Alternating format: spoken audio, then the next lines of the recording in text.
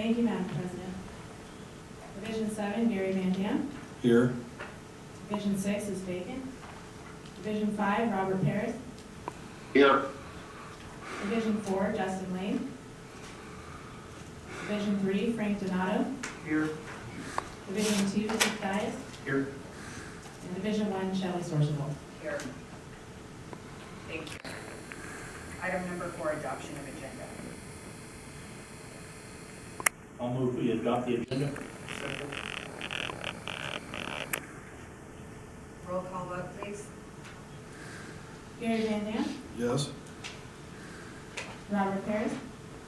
Yes. Frank Donato. Yes. Keith Dias. Yes. Shelley Sorsable. Yes. Item number 5, public comment period. If there's anybody that wishes to address the board on any matter that's not on the agenda, now would be the time to do so. Item number 6, new business. None? None. Thank you. Item number 7, consent calendar. I'll make a motion we approve the consent calendar. Second. Any discussion? Roll call vote, please. Gary Van Dam. Yes. Robert Paris. Robert Paris. Yes. Frank Donato. Yes. Keith Dias. Yes. Shelley Sorsable. Yes. Item number 8, Finance Committee, Director Donato. Yes, Finance Committee met yesterday, went over a lot of items, and we'll start with, well, I guess we're gonna start with 8A1. Who's gonna, We'll have John Brazilian. John? Okay. Good evening, everybody. We're going to go over 6 items. 4 of the 6 are part of the asset replacement capital budget that was approved, and 2 of them fall under the general budget under maintenance for a particular facility. So we'll start with item number 1, which is in the capital budget. If you recall, we purchased 4 new generators for the agency, which brings our total to 6. We've been relying on Clark and Howard to tow these to the sites we need them. I think we should be a little more self-sufficient, so the board approved on the capital budget monies to purchase a tow vehicle so we can move these around ourselves. So what we did is we went out to 3 large truck dealers. We gave them a scope to meet, and we got 3 prices back on a 2020 Freightliner truck that is capable of hauling these generators.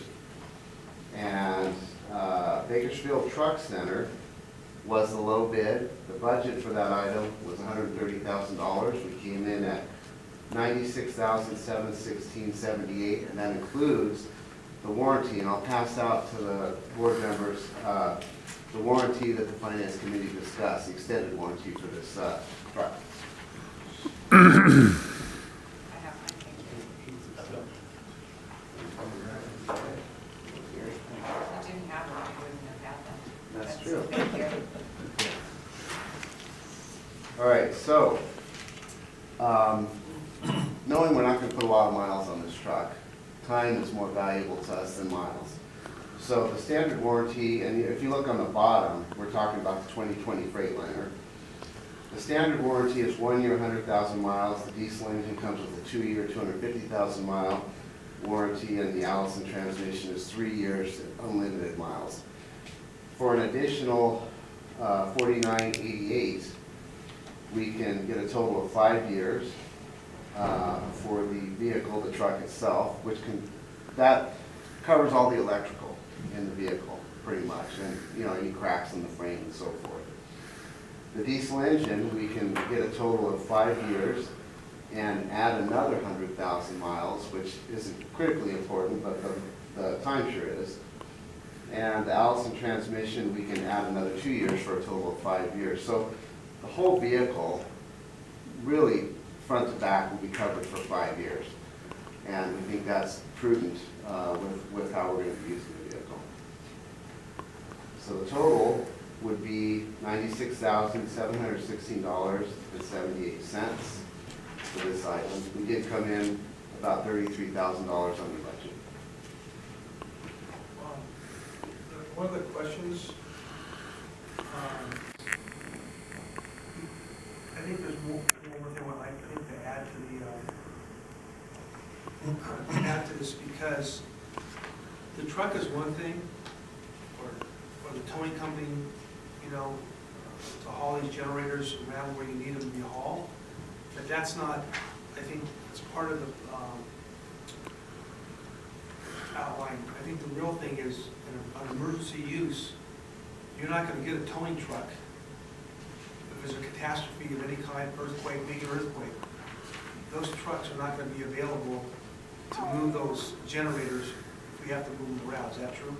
That's 100% true. In fact, when we met with the committee going over the budget a couple months ago, that point was brought up by the committee that, look, you know, not only are we buying these generators that won't be available in emergency, which is for sure, but a way to haul them. Towing companies are going to be busy. Our friends that may have these trucks and other utilities are going to be using them. So the decision was made, let's be self-sufficient here. So that's 100% correct. Is that the beast that's out there?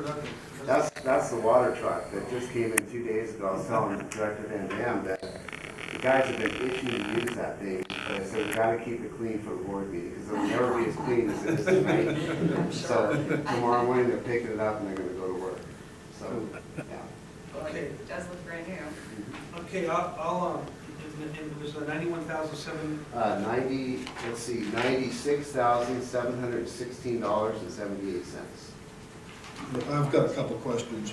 Yeah. How come it's a 2020, we're not going with newer, what is it, used, is it? No, it's brand new. It's brand new. Well, how come it's 2 years old already? 2020. Well, I'm sorry, okay, that's right, okay. And then, so we have to have a driver with a CDL? Yeah, we have, currently on staff, we have 3 drivers with Class A. Okay, And we are working on encouraging more employees to get their Class A. We're just working with the committee to find what would be prudent as far as what the stipend should be, and do we pay for their schooling to get the Class A. Certainly beneficial to AVEK to have more than 3. right. But we will, once we have the number, what we're going to do is schedule these Class A drivers, so somebody is always effectively on call. Always make sure somebody will be in town at all times on a rotational basis. On the water truck, do they need a CDL for the water truck? They do. Yeah, well, I mean, driving it out there off on our property, no, but once they hit the pavement, yes, they do.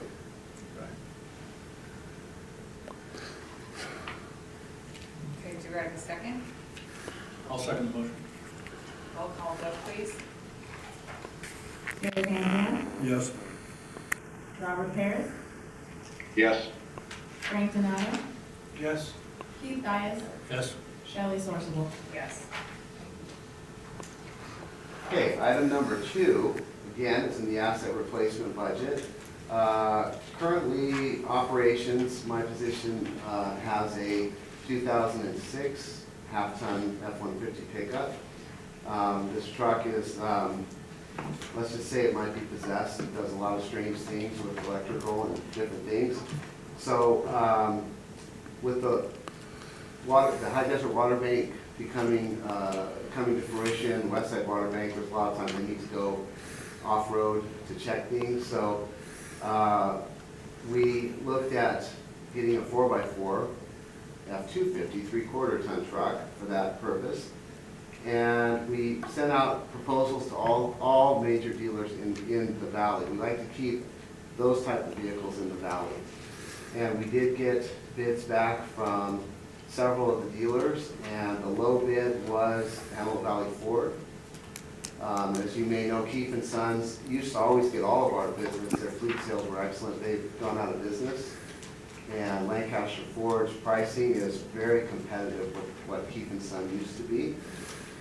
So I'll just say first, the price came in at $50,750 $87.15.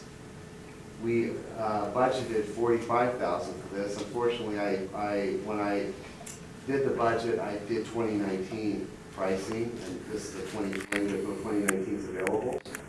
The good thing is the $5,000 over budget is more than covered by the money, by the budget that we saved, the amount of budget we saved for the tow vehicle, which was $33,000. Now, getting to extended warranties. Typically, the committee has asked us to look at extended warranties when we buy a vehicle. This vehicle comes with a standard warranty. The truck itself is 3 years, $36,000. Powertrain is, the engine is 5 years, $60,000. Or sorry, the differential and transmission. And the diesel engine is 5 years, 100,000 miles.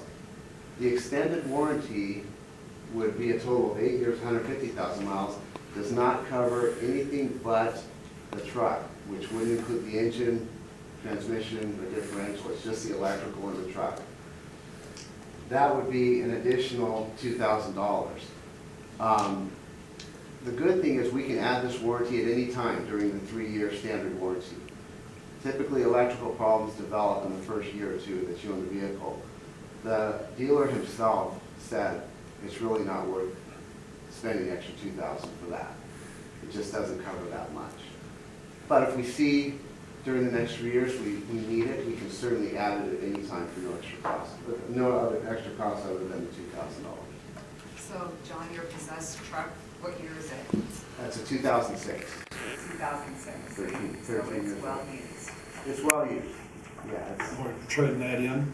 we're going to trade that in. They're going to give us $2,500 trade-in, which is pretty good. We usually get about $1,800. So that's good.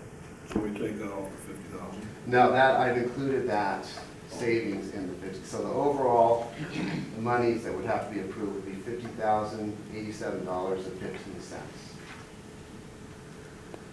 $50,000 what? $50,087.15.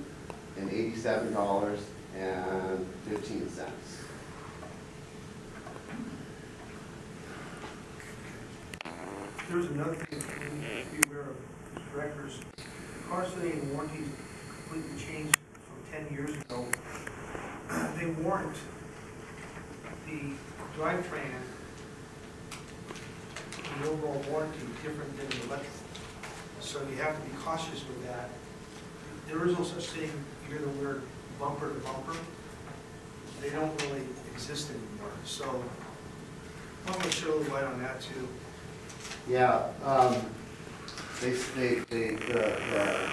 catch is the bumper warranty. You think, wow, everything between bumpers is covered. It's not. You read the fine print, a lot of things are not covered. And specifically drivetrain stuff is not covered under this type of warranty. This would only cover the electrical, which is a big deal if you have an electrical problem, but like I said, I think that would be exposed early on. So I've had friends that have had the bumper, spent money on the bumper-to-bumper warranty, and they have a water pump go out or something, it's not covered. So you have to be cautious about that, for sure. So what are you recommending we do? Recommend we do not purchase the extended warranty at this time. And if we see we need it later, we certainly can. Yeah. Okay, I'll move on order 8A2, the replacement, award the contract with the AVEK Board. I'll second the motion. Any other comments? Roll call vote, please. Gary Van Dam, Yes. Robert Harris, Yes. Frank Donato, Yes. Keith Dias, Yes. Shelley Sorsable. Yes. Okay, item number 3 again is under asset replacement. A little background, the Rosewood Treatment Plant has 4 booster pumps, and they pump water 380 feet from the Rosewood Treatment Plant up to the Mojave Tank Farm. 2 of the 4 have been rebuilt the last 2 years. These are 40-year-old pumps. We targeted in our asset replacement budget pump number 3 to be rebuilt this year. We sent requests out to 3 large pump companies, DRC, Bakersfield Well and Pump, and Farm Pump. And we received only 2 back. Bakersfield was very busy and wasn't overly interested in getting a bid in on that. But DRC did pump number 1 2 years ago. Farm Pump did pump number 2 last year. They both did a great job. DRC came in at $56,059.84. The budget for that item was, the budget was $65,000, so we came in almost $9,000 under budget. Full confidence DRC will do a good job like they did before. So we would recommend moving forward with DRC Pump Systems of Lancaster to rebuild that pump. Where's Farm Pumps located? Farm Pump is in Shafter. Shafter? Okay, move on to A3. The pumps. Second. Hold it, are they rebuilding or are they new pumps? They're replacing the bowls, they're replacing the column piping, they're gonna put new bearings in the motor, and then crane services all included, R&R, the whole work. So They are in fact, rebuilding, right? it's rebuilding, but the main pump itself is a replacement of the pump bowls. But overall, I think you consider it a rebuild. Right.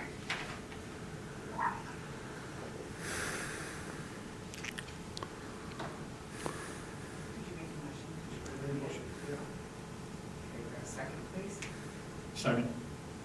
Roll call vote. Gary Van Camp, Yes. Robert Harris, Yes. Frank Donato, Yes. Keith Dias, Yes. Shelley Sorsabol. Yes. Okay, item number 4 is our last item under the asset replacement budget for 2019-2020.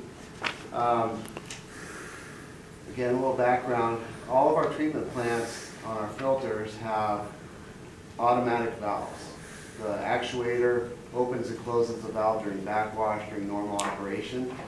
These actuators are anywhere from 35 to 40 years old. So for the last 9 to 10 years, we've been replacing 8 to 12 a year. And we're about 80%, 85% complete with the whole agency.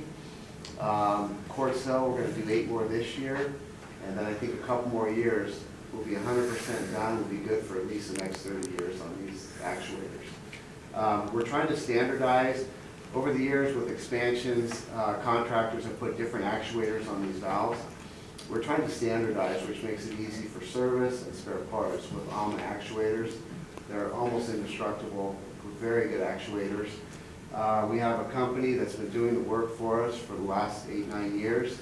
They're the West Coast distributor for AMA actuators, so pretty much anybody that wants to install these buys them from them. They're experts in fabricating, doing the machine work to install these, and they held last year's price, so we're paying the same price in the lathe that we did last year. The price to replace 8 actuators, complete installation, is $91,000, $91,728.78. That also came in almost $17,000 under budget. We thought there'd be an increase, but he held his price, which was good. So we would recommend going with R&B Automation to replace these actuators. Where are they out of?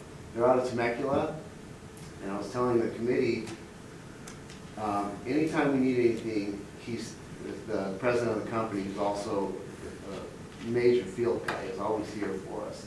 We had a flow valve that he had to replace at Quartz Hill about 5 years ago, and the collar, the adapter collar, was wrong. And he drove in the morning from Temecula to install it, found out the collar was wrong, drove back to Temecula, remachined it, drove back the same day, and got it going for us. And those are the relationships that are really priceless in this type of industry, when you have somebody that is that on call for you. They do our meter, micrometer? meter work too? They'll install anything. If they would install meters for sure, and they could get anything, but their main forte is automatic valves and actuators. Well, we don't get our meters from them. No, we get our meters mainly from McCall's in Henry. Yeah. John, in the staff report, it says authorization to do this work for $91,305.60. Now, let's see, I did this cheat sheet today, and I'm Okay. sure we got it wrong. So let's see, It's we're on looking at, Page 52. okay, 91,305.60. Okay. Thank you. Great. So, see, same thing in high school, when I do a cheat sheet, it never worked out for me. Okay. I'll move on around A4, they'll be accept the bid for 91.304.60. Second. Any discussion? Roll call vote, please. Gary Van Dam, Yes. Robert Harris, Yes. Frank Donato, Yes. Keith Dias, Yes. Shelley Sorsable. Yes. Okay, now number 5 is out of our general maintenance budget. And if you'll recall, last year, we completely rebuilt the Fairmont moss screens at a cost of about $94,000. The water that goes through the Fairmont screens goes to our west side water bank. We've put almost 50,000 acre feet this year through those screens. Had a lot of grass, a lot of moss. They've been working really hard around the clock running. So we do a maintenance and an inspection every year on these screens.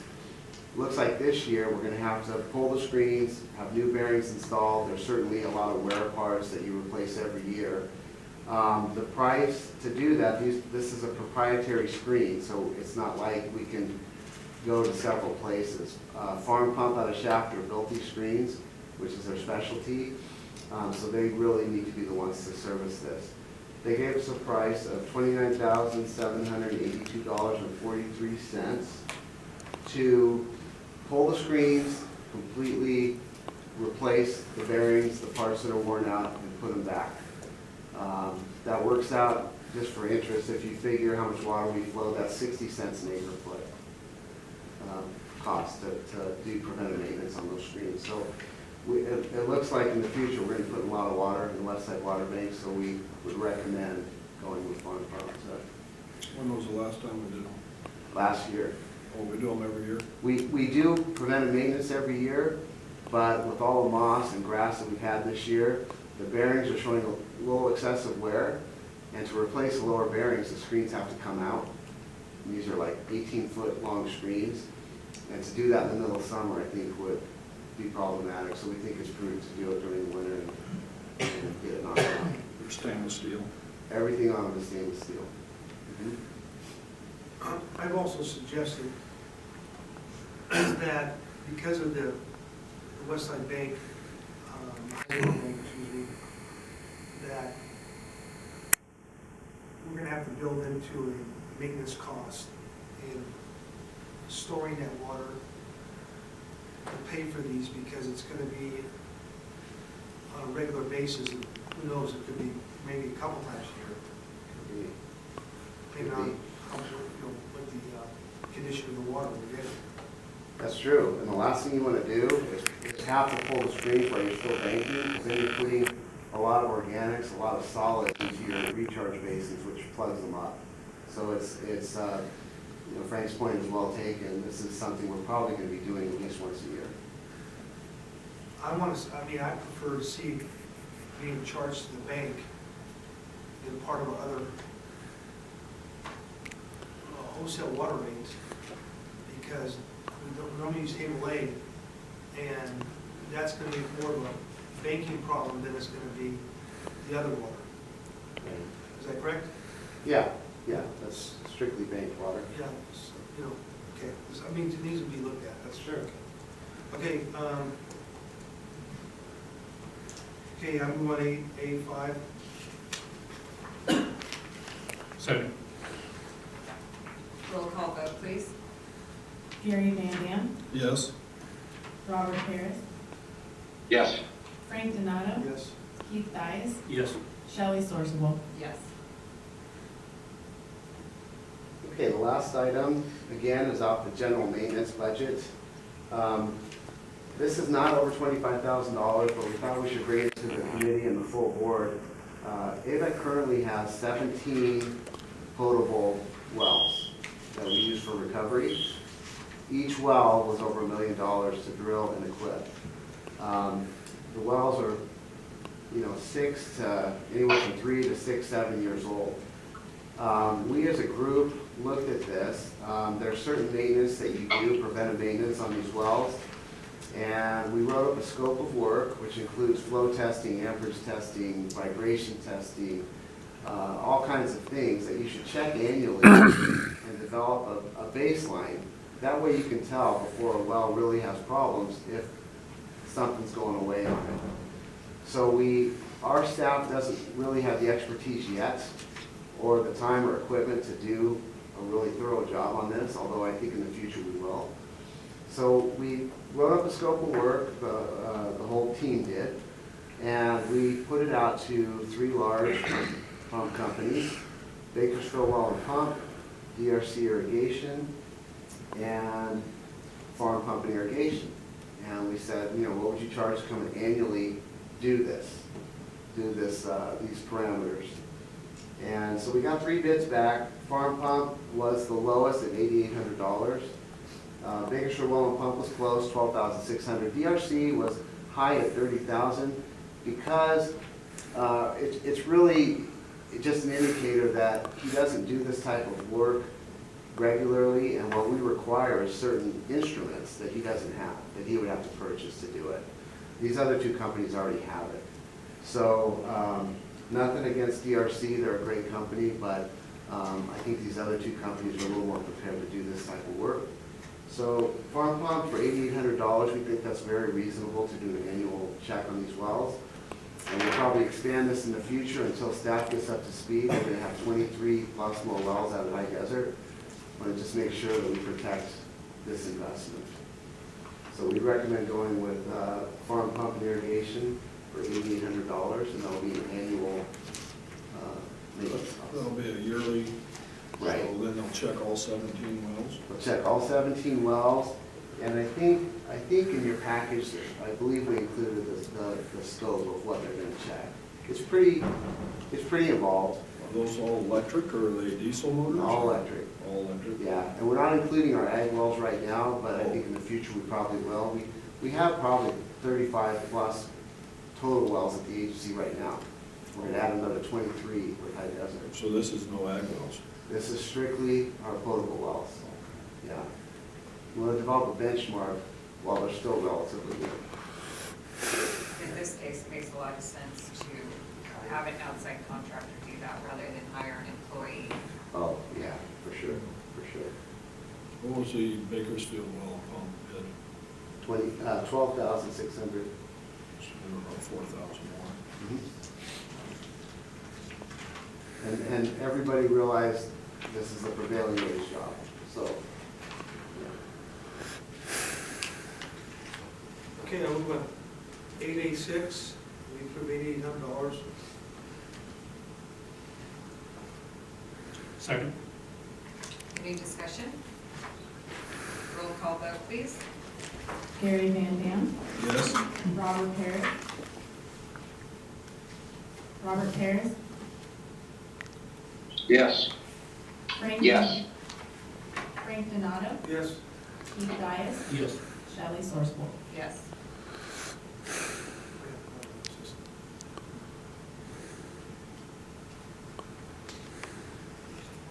Yeah. Finish. Well, we're on item 8. No, motion passed. I want to say something, I should say a few minutes ago. These items you're talking about, we've had several tonight. It looks like we're going to be getting annual additional maintenance things, so we should start planning on moving to our budget, and these things are included. Yeah, absolutely. In fact, we talked about that. We want to make sure that there's no surprises coming up. Yeah. And it's been $8,000 on it. $20 million worth of wells. Pretty close, pretty close. It's, preventive maintenance is really the key to everything that we do. So they're gonna check all those wells? We have 16 vertical turbines and one large submersible, but they're gonna check the parameters on all those wells. And the submersible, really, they can just do a flow test and an amperage test. That's all they can do with that. But the vertical turbines are pretty involved with all the things they're gonna do to them. That includes all the electrical cabinets, putting new filters, blowing them out, checking your connections, all that. They don't pull the well out of They don't pull the well. But if we see something funny with one of them, high amperage reading, lower flow, excessive vibration, then we will take that well offline before something tragic or, destructive happens, we'll pull it. Yeah. Thank you very much. Thank you, Thank John. you, John. Good report. Okay, we're on 8A7. This is consideration and possible action increasing the agency's contribution for the health saving accounts, HSA, for participants in the Anthem and Kaiser program driven by health plans, CDHP. Yes, I'll provide that staff report. All right, in 2018, the AVEK added an employee benefit package and consumer-driven health plan. That was also combined with the health savings account. And what that did is allowed participants who chose to enter into the CDHP received a contribution from the agency to offset the higher deductible. How this plan works is that by choosing this option, you choose a higher deductible health insurance plan. The contributions that the agency makes tends to offset those higher deductible costs. The advantage to the agency and to our ratepayers is the fact that our insurance premiums go down. So by the more employees that select this program, the more that the agency will save in our health insurance premiums.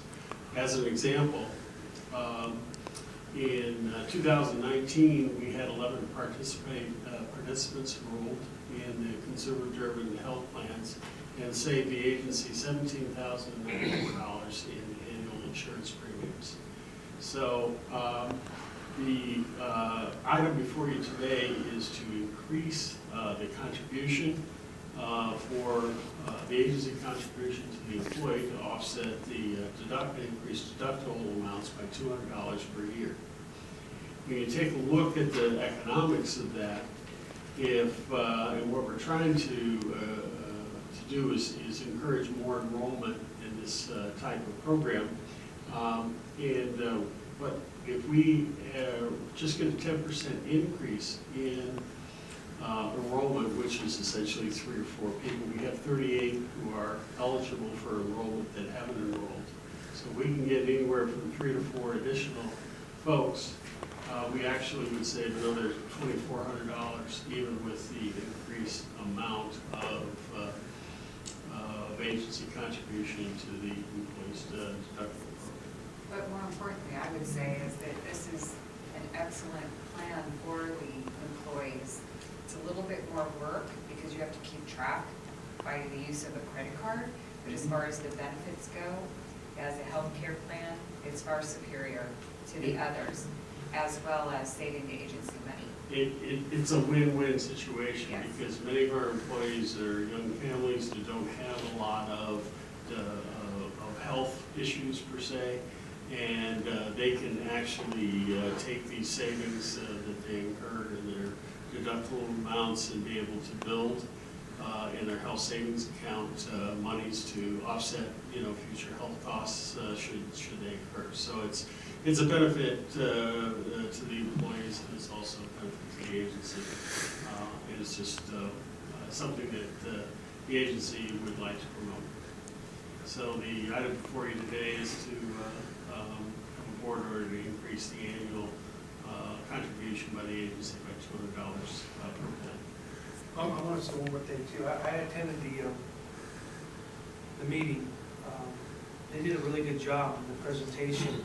I got to finally really understand what it's all about. The great thing about this program for the employees that stay here 20 years, and they're with the Anthem program, they're able to take that program with them, whether they're in California or another state, and utilize that savings when they retire. So I think it's a great attribute for this agency to offer to the employees this, and I was really, I'd like to support it and approve, and I make a motion we approve the A7 board order. I'll second the motion. Any further discussion? Roll call vote, please. Larry Van, Yes. Robert Harris, Yes. Frank Donato, Yes? Keith Dias, Yes. Shelley Sorsable. Yes.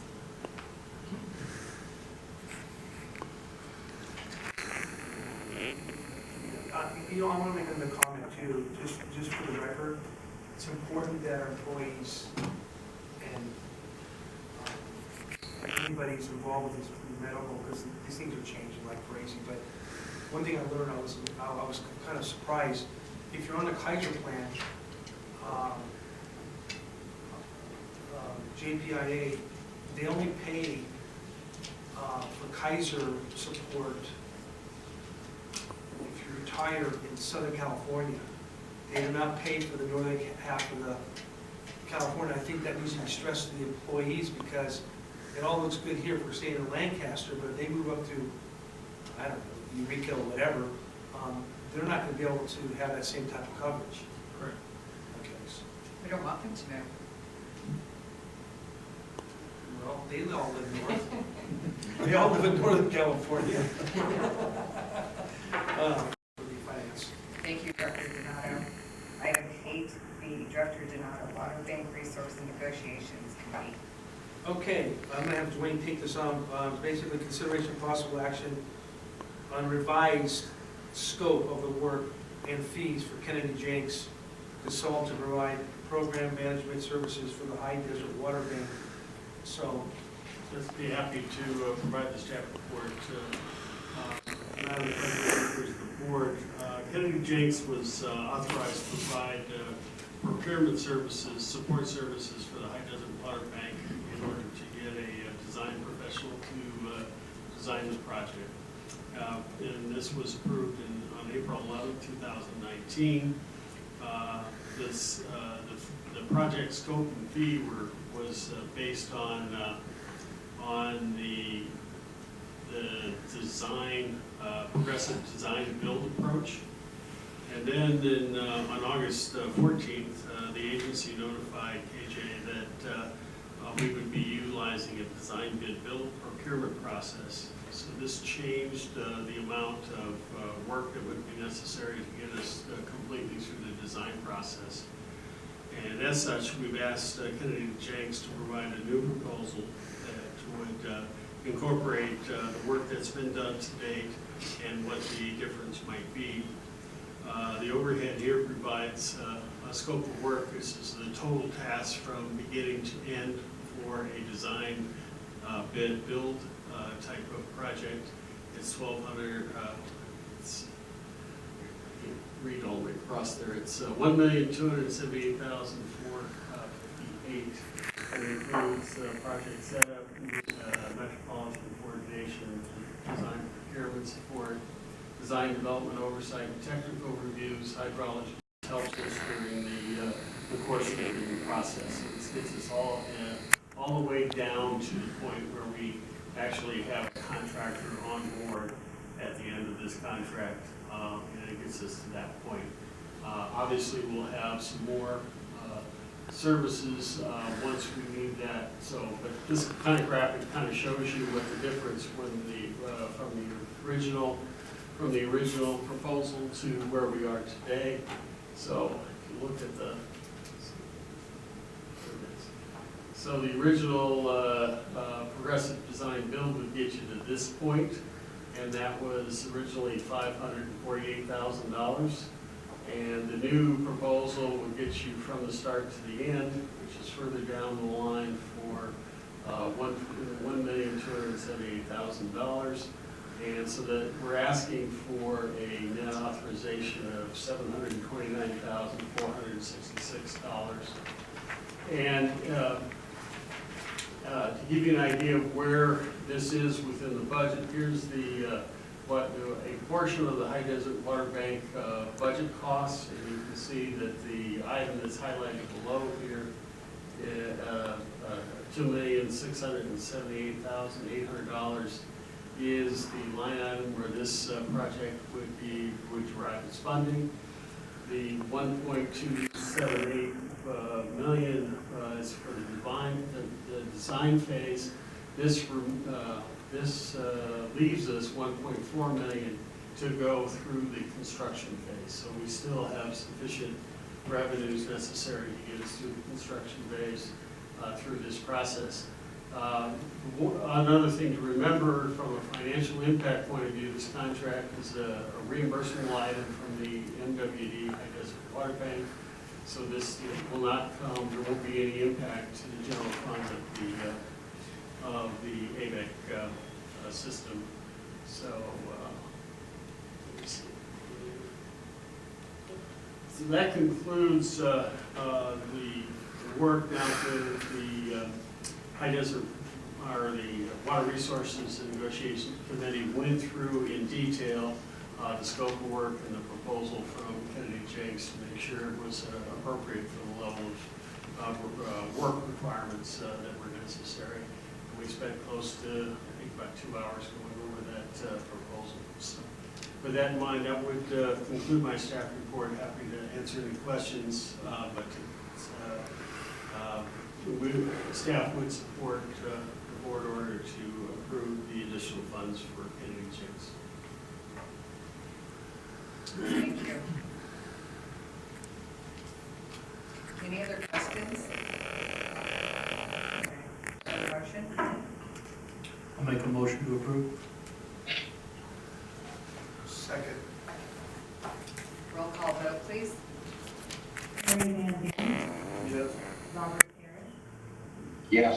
Frank Donato, Yes. Keith Dias, Yes. Shelley Sorsable. Yes. Item 8C, Director Dias. Yes, thank you. Consideration and possible action on AVEK's participation in funding the Antelope Valley State Water Contractors Association joint funding agreement with the USGS to continue monitoring groundwater levels and water quality for the period of November 1st, 2019 to October 31st, 2020. In your agenda packet, beginning on page 90, is a proposed agreement between the AV State Water Contractors Association and USGS for the annual groundwater monitoring of the Antelope Valley, including cost-sharing allocation by local parties. The AV State Water Contractors have already approved the agreement contingent upon approval by the 3 members of the association, including AVEK. And now I believe staff has a report. Yes, Madam President, members of the board, just to provide a little bit of background, the groundwater level monitoring occurs when we have 170 wells that are measured on an annual basis, and then we have 23 wells that are measured on a semi-annual basis. Those that are in the semi-annual basis are reflective of the various sub-basins within the groundwater basin here.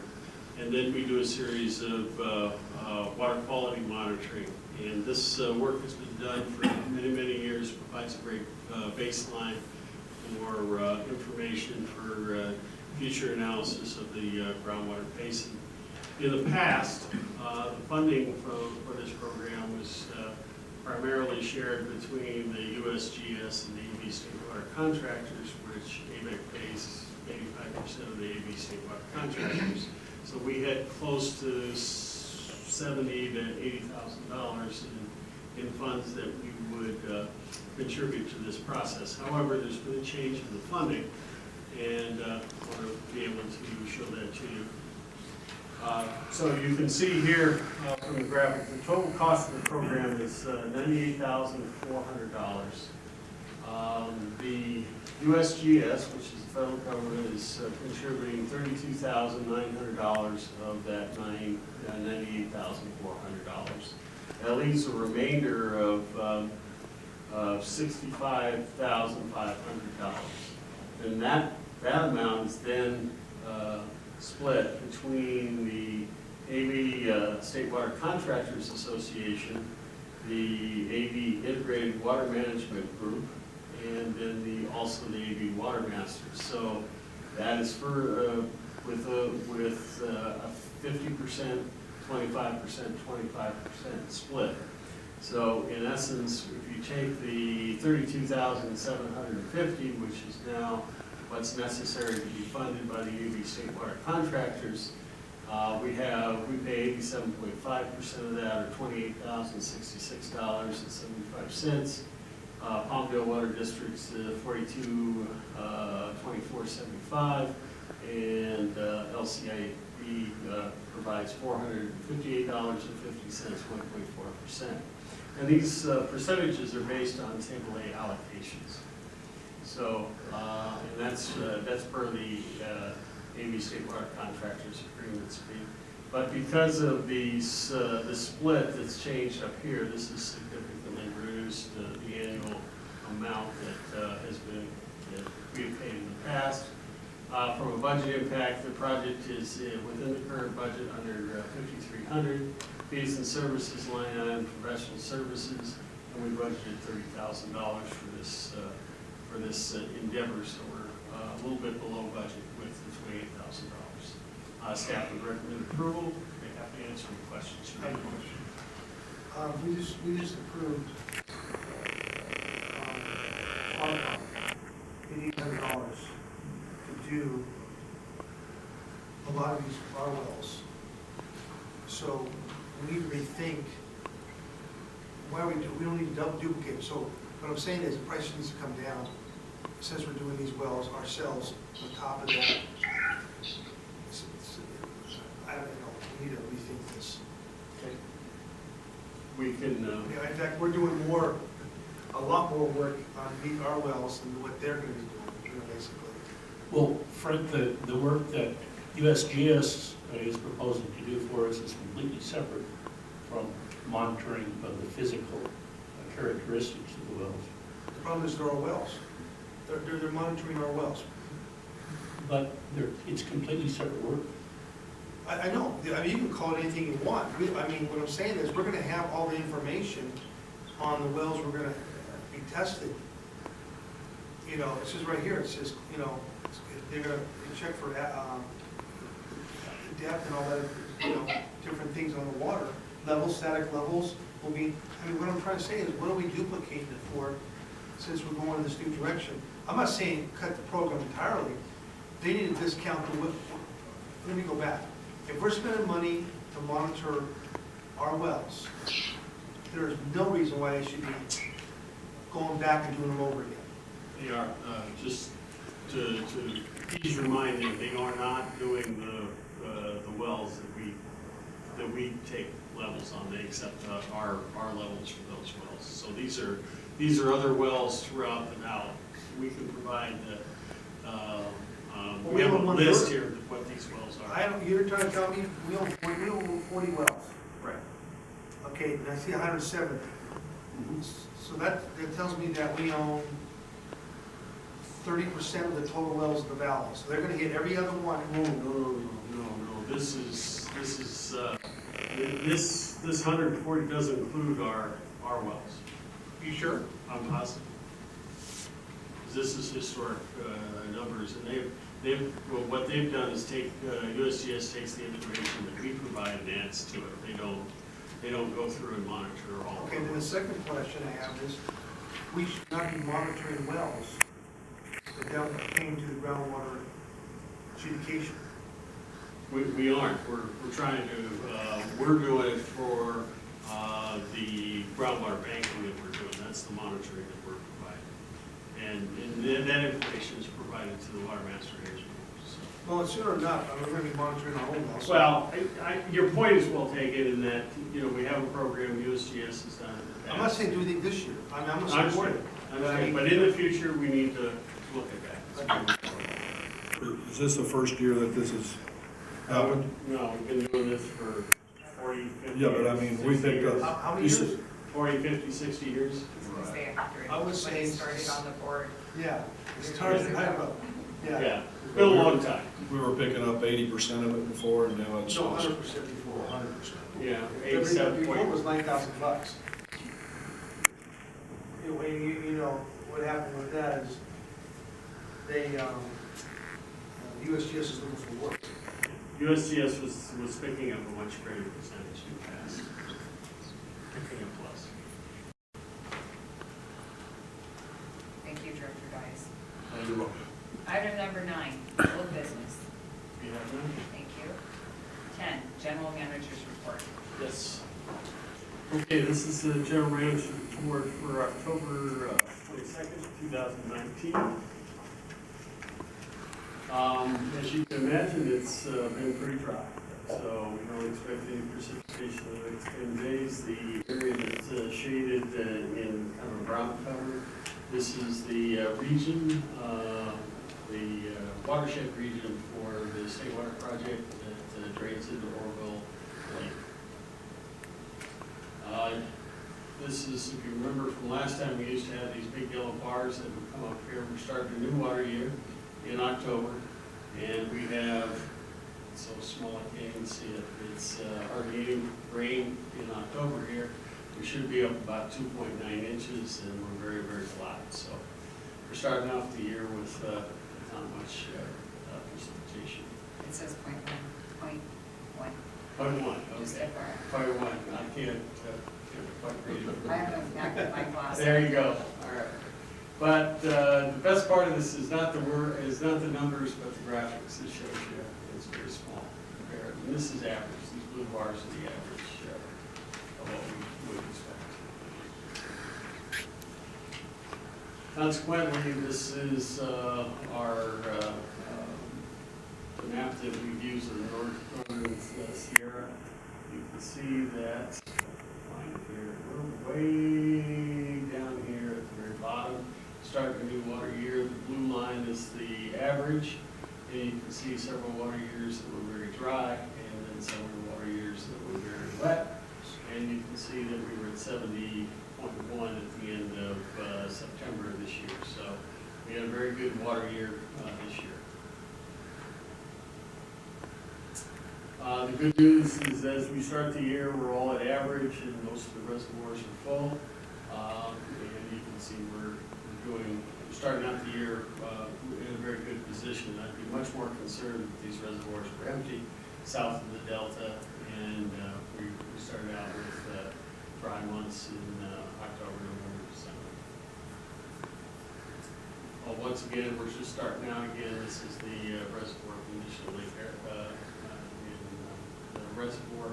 We're currently 98% of historical average and 59% of the total capacity. So we're looking real good for the start of the new water year. Same thing here with San Luis Reservoir. And this is an off-stream reservoir where water that gets across the delta is actually stored for use in the new water year. So this is good news. This, a number that's similar to this means probably even if it didn't rain at all, we're probably still looking at 20%,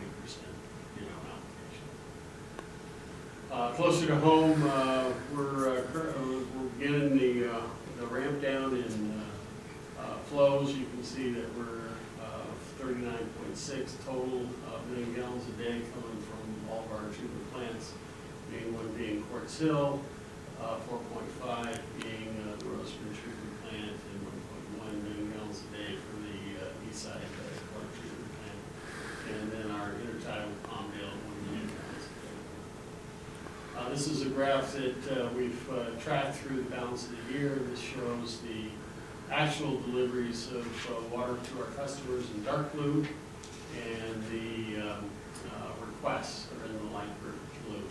So you can see that the total customer requests in 2019 were 56,710 acre feet. We've actually delivered 33,622 with still 3 months left to go. But these are smaller months, as you can see. So we're going to fall considerably short of the requested deliveries. What are we gonna do about that in the future? In the future, well, that's what we're going to, one of the things we're going to look at is our rate structure as that goes. One other possibility is potentially bank some of this excess water for future years. But we'll look into that. That's part of. Well, we need to talk to our customers and show them their projection versus their actuals and ask them to do what they can to be more accurate. Yeah. And when's that plan gonna be in effect? The You use it or lose it? well, Start doing this. we have to adopt that as a. Well, let's get on the agenda, because we can't keep on, you know, Because the way it's been going, I mean, it's been working out okay, but it really isn't. let's catch up on it. The development is valley is going to be, no matter what, a snail pace growth. You know, it's not, you know, we're not going to see 400 or 500 homes built, anything in the near future. So, which means, and plus with the ramp down, you know, coming on, what is it? Is it going to be We're next year? 4 years in, the first year. Yeah, so, so We got 2 more years. we need to look at that. Yeah, and it's part of the program for the rate structure revisiting, which is going to happen in November, December. We have our contract with Reptiles to take a look at that, make some recommendations to the committee and the board. Okay, looking at the water bank recovery purification program, what we have here is East Side Water Bank, we have about 0.8 million gallons a day.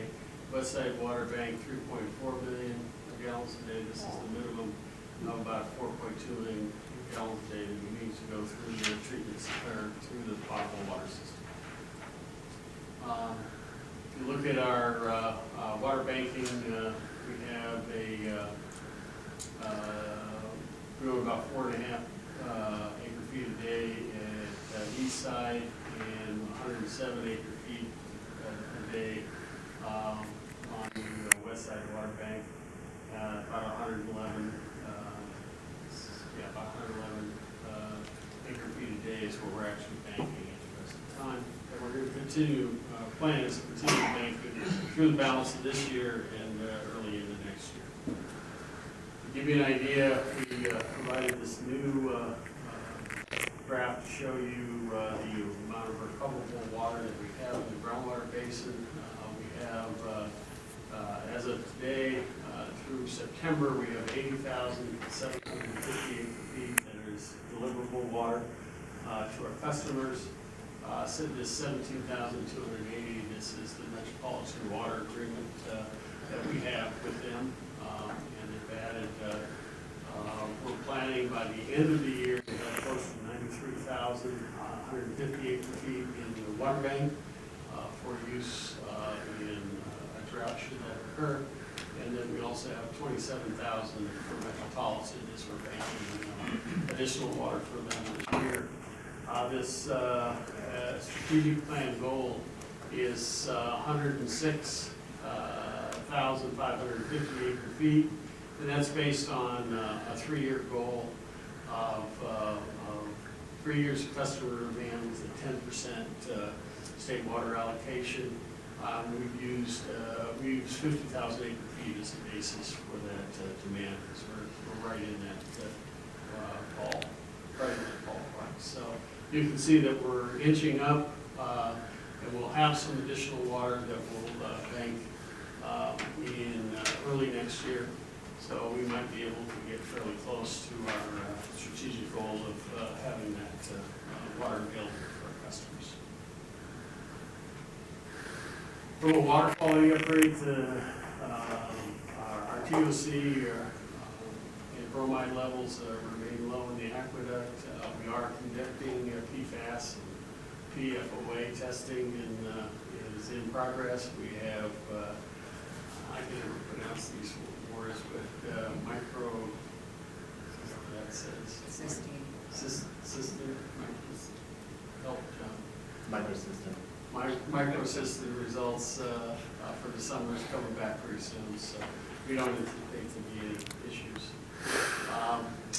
From a regulatory update, I want to let you know that there was a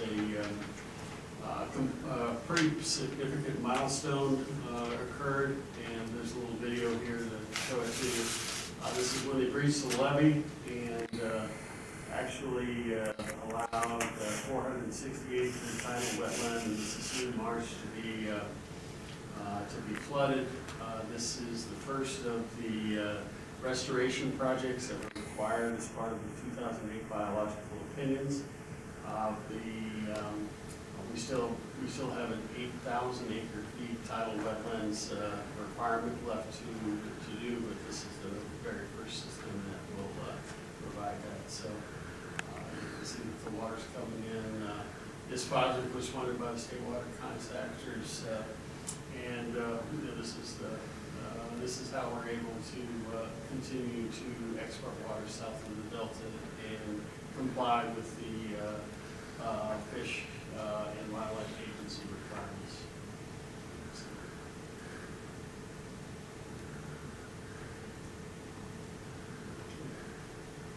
So, regulatory updates, we attended the Aqua annual regulatory summit focused on PFAS, forever chemicals found in drinking water. And as you know, all know they'll be subject to increased legislative focus. And we took a look at all those things, and our lab director, Jordan Ray, participated in the summit. We're staying up to date on PFAS regulations. From a legislative point of view, we had a release of new federal biological opinions to manage the operation of the Central Valley Project and the State Water Project. They were released today by the federal government, the Trump administration. Well, there'll be a political focal point over the next couple of months. You'll hear a lot of people who don't like it saying they don't like it, and a few people that say that they do like it, but in essence, what they're trying to use is Representative McCarthy put out a press release today indicating that the new program was going to be using new advanced science routines as opposed to the old science of 10 or 15 years ago, because there has been a considerable amount of research done on the Delta and what really does protect the habitat of the fish, and that's supposed to be reflected in these new biological opinions. However, the state agencies don't necessarily see it that way, so we're going to monitor and we'll track how that comes about. Also, there's AB 1588. What this law does is allows military education and experience to be used in obtaining water treatment and distribution licenses. So it just provides a basis for our military to be able to use their military credit in order to obtain those licenses. As far as events and schedules, we have a water master meeting tomorrow, and then we have the National Water Resources Association annual conference in Houston, the AVEK Fall Conference in San Diego. My schedule is I plan to be in the agency all this week with the only possible changes maybe next week on Wednesday, depending on how the agreements in principle public negotiations go. Might be having a day trip on Wednesday next week to Sacramento. Otherwise, I will be here. And that concludes my report. Thank you.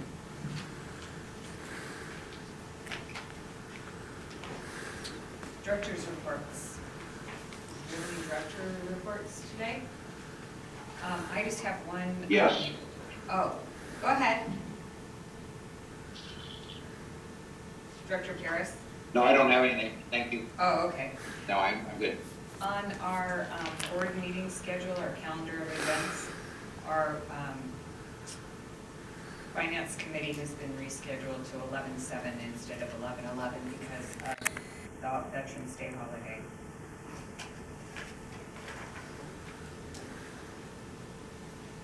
Okay, item number 12, attorney report. I have none. 13, request for future agenda items.